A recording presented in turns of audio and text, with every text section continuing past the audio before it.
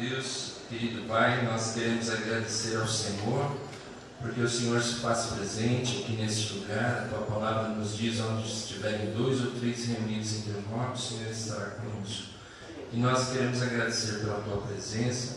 Nosso desejo, ó Pai, é adorar ao Senhor em espírito e em verdade, é buscar ao Senhor de todo o coração. Nosso desejo, Senhor, é ouvir a Tua palavra, é o Senhor falar conosco também, através dos cânticos, ó Deus, através da Tua palavra, da mensagem. E nós queremos, ó Pai, pedir ao Senhor, ó Deus, que o Senhor tenha total liberdade para nos transformar à imagem do Seu Filho Jesus Cristo. Possamos, ó Pai, ter o caráter do Teu Filho Jesus e possamos estar fazendo a Tua vontade, ó Deus. Obrigado, Senhor, pelo momento que nós pudemos, ó Pai, separar para estar aqui, ó Deus, e o nosso desejo é glorificar ao Senhor. Obrigado por tudo, nós te louvamos e agradecemos em nome de Jesus Cristo. Nós estaremos fazendo uma reflexão, pensando sobre a necessidade que temos de ser aprovados por Deus. Eu creio que todos nós temos esse sentimento. Será que eu estou sendo aprovado por Deus? Será que Deus está me aprovando naquilo que eu estou fazendo, nas minhas atitudes, nos meus pensamentos, nas minhas palavras? E a pergunta que não quer calar é: como que nós podemos ser aprovados por Deus? Como que nós podemos estar agradando ao Senhor de todo o coração? Isso é, nós já sabemos que somos lavados e remidos pelo sangue de Jesus, que Deus nos aceita através do Seu Filho Jesus. Mas nós, como cristãos, nós temos sempre esse sentimento de estar sabendo se eu estou no centro da vontade de Deus, se eu estou sendo aprovado por Deus ou não. E hoje eu gostaria de falar, na mensagem de hoje, eu gostaria de falar de um homem chamado Asa. É um nome até que parece um pouco estranho, talvez desconhecido para muitos, mas esse homem, ele foi um homem muito importante na história de Israel. E ele é um homem que faz parte da genealogia de Jesus. Se nós olharmos em Mateus, não precisam abrir a Bíblia, mas em Mateus capítulo 1, onde a gente vê vários nomes, que vão sendo citados da genealogia de Jesus, até Jesus Cristo, até o nascimento de Jesus, nós ficamos pensando: poxa, por que está esses nomes ali, né? Por que esses nomes? Para nós, talvez não tenha muito significado, no sentido assim dos antepassados de Jesus, mas para um judeu isso era muito importante, até para provar e mostrar que Jesus, ele vem da descendência de Davi, ele vem da linhagem de reis. E Jesus aqui, nós vemos ele como aquele que Deus havia prometido, que seria o filho de Davi. Então Asa, para nós sabemos um pouquinho sobre a vida de Asa. Asa foi o terceiro rei de Judá no ano de 911 a 870 a.C. Então, bem antes do nascimento de Jesus Cristo, a 911 anos antes do nascimento de Cristo, Asa reinou sobre Judá quando o reino já estava dividido. Então, quando o reino foi dividido, foi através do filho de Salomão, Roboão. Através dele ali houve uma divisão do reino, o reino do norte e o reino do sul. No reino do sul, Roboão continuou governando como rei de Judá. Depois dele ali veio o rei Abias, e depois o filho de Abias, que é o rei Asa. E durante o reinado de Asa, o país esteve em paz durante 10 anos. E esse tempo de paz é porque tinha um propósito. Os reis de Judá, então, eles faziam parte da genealogia de Jesus, como foi falado aqui, e que nós vimos no texto que nós ouvimos falar aqui do texto de Mateus, capítulo 1. E agora eu quero convidar os irmãos a abrirem no segundo livro de Crônicas, capítulo 14, do versículo 1 ao 7, onde nós estaremos tirando 3 lições sobre a vida do rei Asa. Por que esse homem foi um rei aprovado por Deus? Segundo Crônicas, Antigo Testamento, depois de Reis, primeiro livro de Crônicas, segundo livro de Crônicas.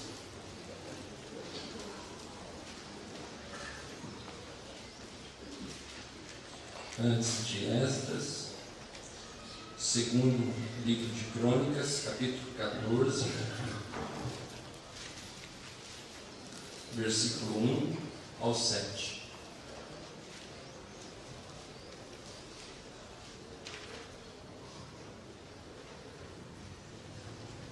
Segundo livro de Crônicas, capítulo 14, versículo 1 ao 7. Diz assim: Abias descansou com seus antepassados e foi sepultado na cidade de Davi. Seu filho Asa foi o seu sucessor, e em seu reinado o país esteve em paz durante 10 anos. Asa fez o que o Senhor, o seu Deus, aprova. Retirou os altares dos deuses estrangeiros e os altares idólatras que havia nos montes, despedaçou as colunas sagradas e derrubou os postes sagrados. Ordenou ao povo de Judá que buscasse ao Senhor, o seu Deus, dos seus antepassados, e que obedecesse às leis e aos mandamentos dele. Retirou os altares idólatras e os altares de incenso de todas as cidades de Judá, e o reino esteve em paz durante o seu governo. Também construiu cidades fortificadas em Judá, aproveitando esse período de paz. Ninguém entrou em guerra contra ele durante aqueles anos, pois o Senhor lhe deu descanso. Disse ele ao povo de Judá: Vamos construir estas cidades com muros ao redor, fortificadas com torres, portas e trancas. A terra é ainda nossa, porque temos buscado o Senhor, o nosso Deus. Nós o buscamos e Ele nos tem concedido paz em nossas fronteiras. Eles então as construíram e prosperaram. Então, qual foi o segredo do sucesso, de Asa ser um homem bem sucedido, um homem ali onde pôde ter paz em seu reinado? Então, o primeiro segredo aqui que nós vemos, que Asa foi aprovado por Deus, porque ele acabou com a idolatria da nação. Se nós observarmos aqui no versículo 3, nós veremos que Asa, o que ele fez? Ele retirou os altares dos deuses estrangeiros e os altares idólatras que haviam nos montes. Então, o reino de Judá, pode ver que o povo de Israel, quando Deus os tirou do Egito, eles eram um povo que não conhecia Deus e adoravam vários deuses.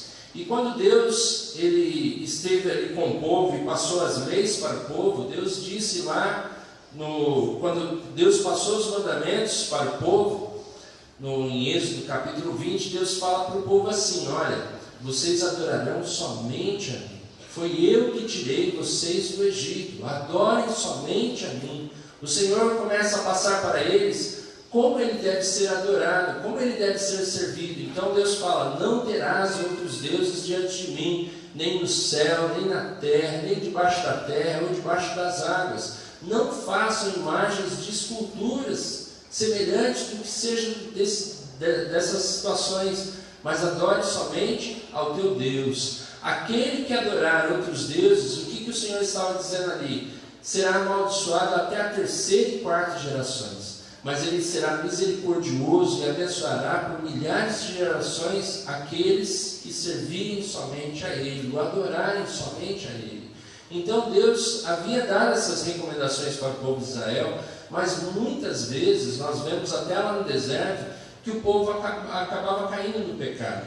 Houve até um momento que o povo era um povo tão idólatra, que eles pediram para Arão construir um Deus para eles, uma imagem para eles que eles servissem e seguissem, porque Moisés estava demorando para voltar do monte, e eles achavam que Moisés até tivesse morrido, e eles queriam que um outro Deus os guiasse. E ali Arão pega todas aquelas ouro, prata, joias que o povo tira ali e recolhe, e ali é construído um Deus de ouro, um bezerro de ouro. E ali eles caem em orgias, começam a adorar ali aquele Deus. E quando Moisés desce, o Senhor fica muito indignado e ali o povo acaba, uma boa parte, perecendo por causa da idolatria.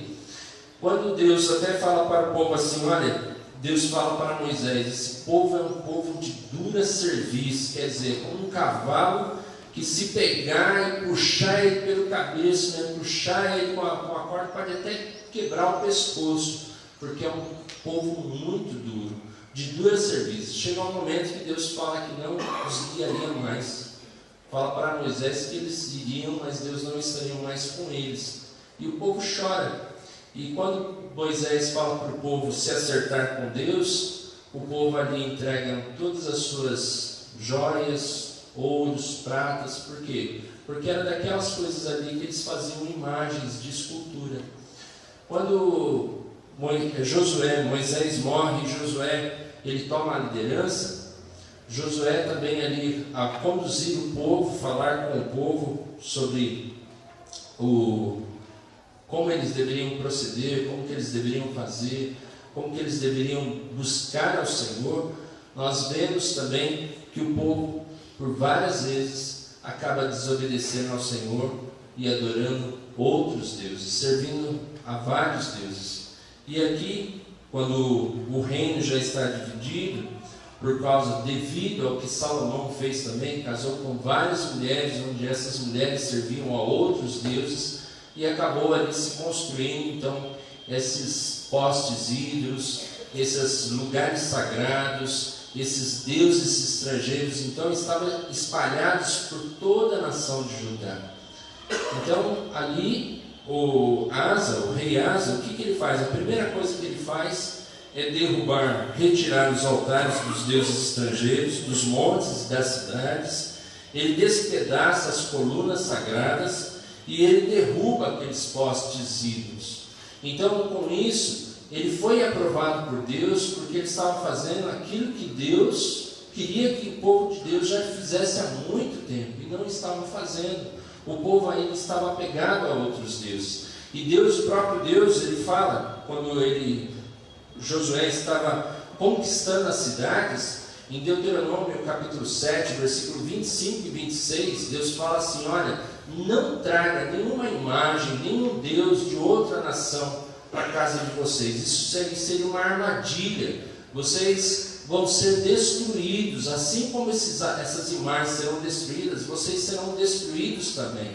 Então Deus começa a advertir o povo e mostrar para o povo que eles precisam adorar e servir somente a Deus. Então Asa, aqui, ele tem esse entendimento e ele faz o que agrada ao Senhor. Foi isso que Deus o aprovou. Deus o aprovou porque ele tirou a idolatria do coração daquele povo, daquela cidade. Como que nós podemos tirar a aplicação? Qual lição que nós podemos tirar para a nossa vida? Quando nós recebemos Jesus Cristo como nosso Salvador e Senhor, nós já somos automaticamente justificados. Não existe irmão mais justo do que o outro. Todos nós somos justificados em Cristo Jesus.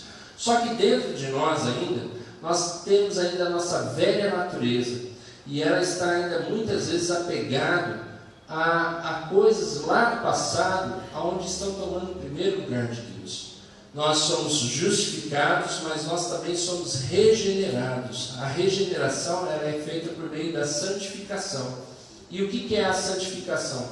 É a purificação, é o arrependimento daquilo que desagrada a Deus. Então, talvez, meu irmão, nós estejamos aí buscando a Deus, servindo a Deus, mas da maneira errada, criando um Deus à nossa imagem e à nossa semelhança. Um Deus que a gente queira que Ele faça aquilo que nós achamos que é melhor para a nossa vida. E isso desagrada muito ao Senhor, porque isso é idolatria. Isso não é adorar o Deus verdadeiro. Nós podemos estar criando um Deus onde satisfaça muitas vezes os nossos caprichos, as nossas necessidades materiais, as nossas necessidades emocionais, as nossas necessidades físicas. E não é esse Deus que nós conhecemos. A palavra de Deus nos mostra que o Deus que nos criou é um Deus santo, é um Deus puro, é um Deus perfeito, é um Deus que não está condicionado ao homem. Tudo que Ele faz perfeito. A Bíblia até diz em Lamentações 3,37 que ninguém fala ou faz acontecer sem que o Deus eterno tenha decretado. Tanto as bênçãos quanto as desgraças vêm por ordem do Altíssimo. Então é um Deus que ele não depende do homem, ele não depende de ninguém para ele existir. Ele já existe por si próprio e ele não precisa de nós, é nós que precisamos dele. É ele que nos resgatou do império das trevas, ele que nos atraiu para ele com o seu amor incondicional. E é esse Deus que nós devemos servir, amar, buscar a ele de todo o coração. Quando nós o buscamos de todo o coração, buscamos conhecer o Deus da palavra, buscamos conhecer os seus atributos, buscamos conhecer a sua graça, a sua misericórdia, aí nós estamos realmente servindo ao Deus verdadeiro. Quando Jesus ele nos chama, ele nos convidou a seguir ele falou assim: olha, aquele que não deixar pai, mãe, irmãos, filhos, filhas, bens, propriedades, até a si próprio, por amor de mim, não é digno de mim. O que Jesus está querendo dizer com isso? Que se nós colocarmos qualquer outra coisa no lugar de Deus, acima de Deus, na nossa vida, nós estamos idolatrando essas coisas. Nós podemos estar idolatrando a nossa família, nosso emprego, nós podemos estar idolatrando muitas coisas na nossa vida e nós ainda não percebemos. Então, esse tempo agora de santificação na nossa vida é um tempo de mudança de mente, de atitude, deixarmos que Deus nos transforme. Agora, como que nós podemos ficar livres disso? Nós precisamos, como aqui Asa fez, ele retirou, ele despedaçou e ele derrubou. Nós precisamos retirar aquilo que está no nosso coração. Às vezes a nossa fé ela está baseada em pessoas, em circunstâncias. Nós precisamos parar de colocar a nossa fé em pessoas. Nós temos que parar de colocar a nossa fé em circunstâncias. Nós precisamos colocar a nossa fé no Deus verdadeiro. Precisamos colocar a nossa fé em Jesus Cristo, que é o Senhor da nossa vida. É nele que nós devemos confiar. Nós devemos ter a plena convicção e submissão total a Ele. Quando nós começarmos a fazer isso, nós estamos retirando todos os ídolos do nosso coração. Até nós podemos ver também que os apóstolos, eles falam assim, fugir dos ídolos. João, de uma forma tão carinhosa, ele fala assim: filhinhos, fujam dos ídolos. Quando ele fala isso, é porque nós temos a tendência de adorar outros deuses, de servir a outros deuses. Por que Deus não queria que o povo servisse a outros deuses? O apóstolo Paulo mesmo, ele fala em Coríntios capítulo 10, versículo 19 e 20, ele mostra que por trás de uma imagem há vários demônios. Sabia disso? Por trás de uma imagem há vários demônios. O que quer dizer isso? Quando as pessoas elas estão servindo a outros deuses, elas não percebem, mas o maligno ele está influenciando as pessoas para que elas percam o foco, para que elas deixem de servir a Deus e sirvam a outras coisas. Quer ver uma das coisas que nós hoje, se nós não nos atentarmos, nós vamos estar cometendo um grave erro na nossa vida, um pecado gravíssimo. Hoje nós estamos tão apegados aos meios de comunicação, às redes sociais, que hoje nós passamos tanto tempo nisso, que as pessoas elas não estão percebendo. Mostrou no Jornal Nacional que isso está mexendo com o psicológico das pessoas. Tem pessoas fazendo loucuras, pessoas que às vezes querem tirar um selfie, ou ali gravar, filmar, a pessoa está em frente, o trem está passando ali, pegando pessoas que ficam em lugares altíssimos ali, ó, tentando jogar o corpo, aquela coisa para tirar um selfie, uma coisa bem legal. Tem pessoas que elas não estão percebendo, tem pessoas que às vezes está tendo um assalto ali, ela está ali no celular ali, ela nem percebe o assalto. Tem pessoas que elas não percebem mais que a família está junto, e não se comunicam mais, não se conversam mais, não existe mais diálogo entre família.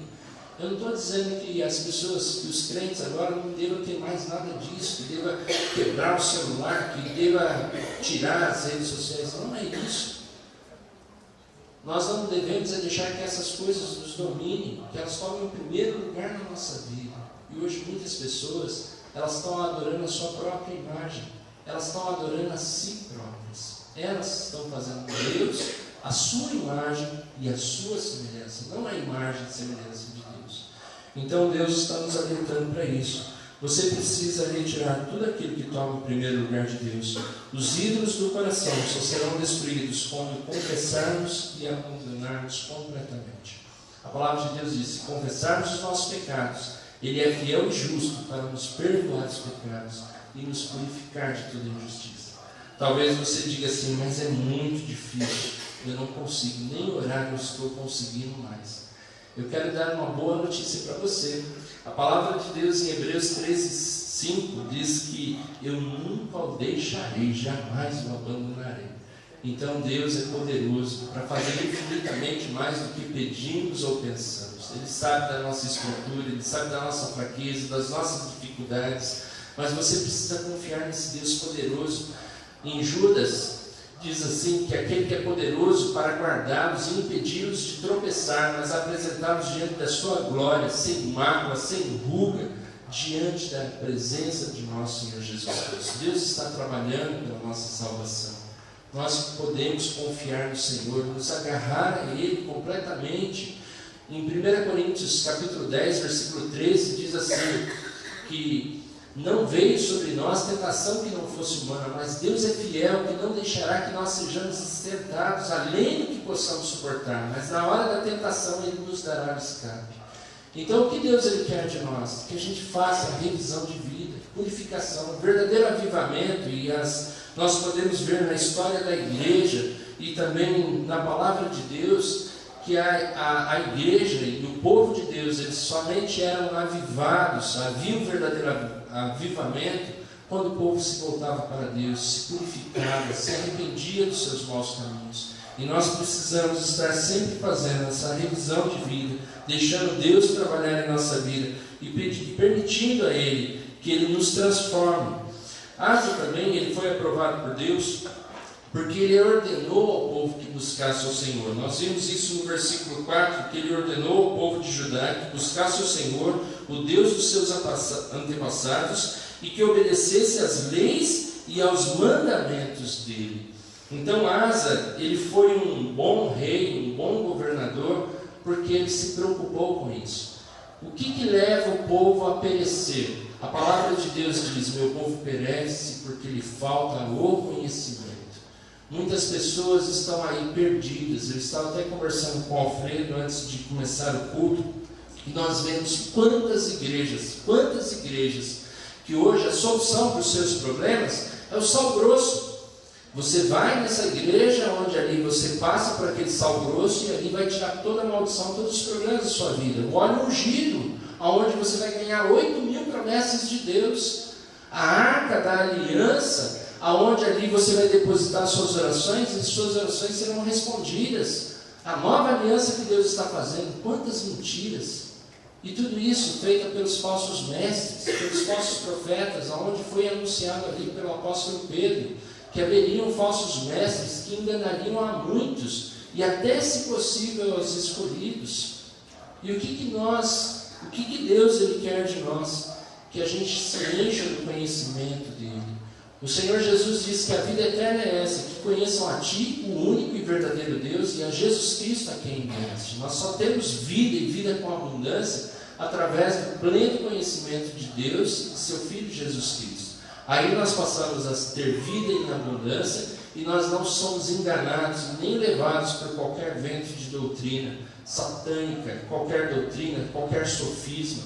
Nós precisamos permanecer na palavra de Deus. Assim como Asa se preocupou com a palavra de Deus, o Senhor também, Jesus, se preocupa conosco. Sabia disso?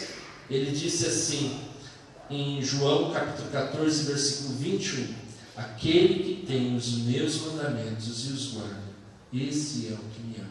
E aquele que me ama será amado por meu Pai, eu também o amarei e me revelarei a ele.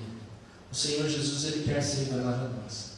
Mas a prova de amor que nós demonstramos é quando obedecemos aos seus mandamentos, às suas ordens, aos seus ensinamentos. Se nós queremos realmente que Deus trabalhe em nossas vidas, que nós possamos ser aprovados por Deus, ser bem-sucedidos em tudo que fizermos, nós precisamos fazer a vontade de Deus. Precisamos conhecer mais em sua plenitude. Se queremos permanecer na presença do Senhor e desfrutar da paz, nós precisamos também construir fortalezas.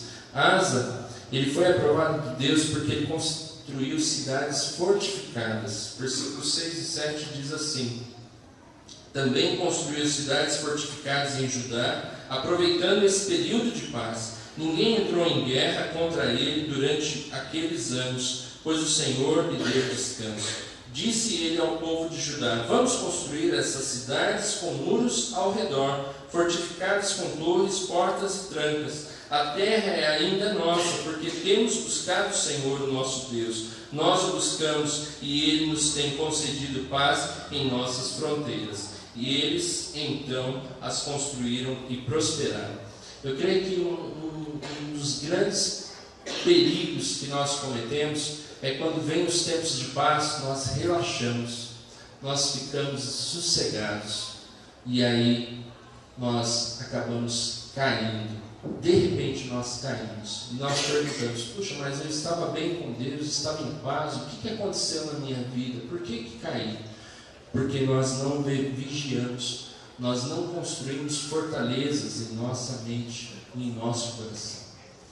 O apóstolo Paulo, se nós vemos em 2 Coríntios capítulo 10, versículo 5, nós veremos que Paulo ele fala de algo muito importante. Diz assim, 2 Coríntios capítulo 10, versículo 5: destruímos argumentos e toda pretensão que se levanta contra o conhecimento de Deus, e levamos cativo todo pensamento para torná-lo obediente a Cristo. O que nós devemos fazer? Nós precisamos trabalhar ainda a nossa mente e nosso coração. Por mais que nós tenhamos paz com Deus, a nossa mente fica trabalhando o tempo todo. Nós estamos dormindo e a nossa mente ali está trabalhando. E o nosso coração, a palavra de Deus diz que a boca fala do que o coração está cheio. Nós nos esquecemos que nosso coração é como um recipiente. Se ele está vazio, ele vai estar sempre enchendo de coisas.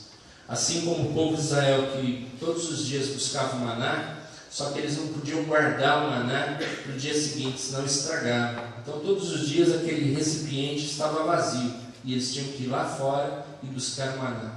Todos os dias nós temos que meditar na palavra de Deus. Todos os dias nós temos que encher a nossa mente de Cristo, nosso coração da palavra de Deus.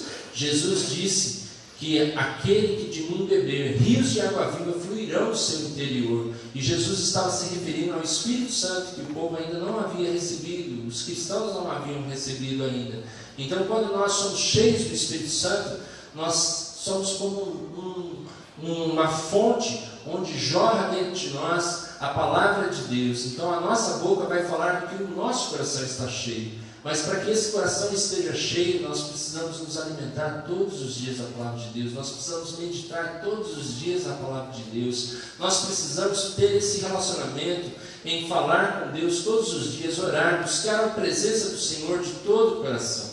Quando nós estivermos assim, nós estamos construindo fortalezas. Fortalezas aonde não terá brecha nenhuma o inimigo, nossa velha natureza não terá brecha nenhuma para nos derrubar.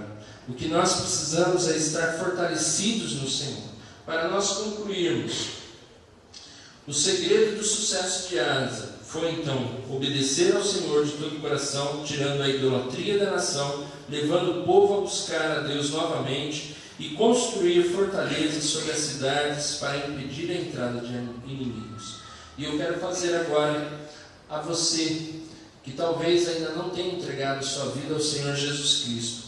Asa, ele foi lembrado na genealogia de Jesus. Está ali o nome de Asa. Por mais que as pessoas não conheçam um nome tão assim desconhecido, mas ele está escrito lá no livro da genealogia de Jesus.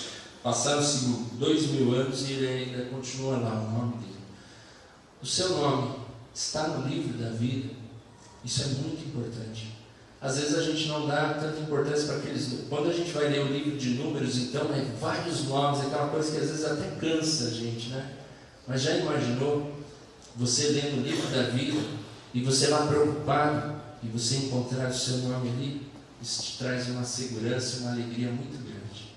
Não perca tempo, não torne em vão a graça de Deus. Se você ainda está em cima do muro, se você ainda não se reconciliou com o Senhor, se reconcilie, busque a Ele de todo o coração, volte para o Senhor. Não deixe que o seu nome fique fora do livro da vida, mas que você possa ter o seu nome escrito no livro da vida, e que nós possamos permanecer na presença do Senhor, buscando de todo o coração, sendo aprovados pelo Senhor, não aqueles que se retrocedem e voltam atrás. O próprio autor de Hebreus fala que nós somos aqueles que seguem em frente e não retrocedem, pois aqueles que retrocedem, na verdade, eles nunca estiveram com o Senhor Jesus. Que Deus nos abençoe.